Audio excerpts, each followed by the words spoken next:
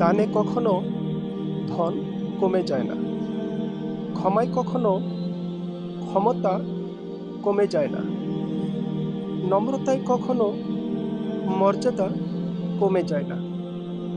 তাই এই তিনটি গুণ অর্জন করার চেষ্টা করো।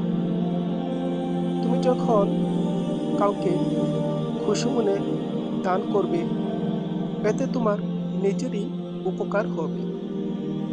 তোমার ক্ষমতা থাকা সত্ত্বেও যদি তুমি ক্ষমা প্রদর্শন করো, এতেও তুমি অনেক উপকৃত হবে।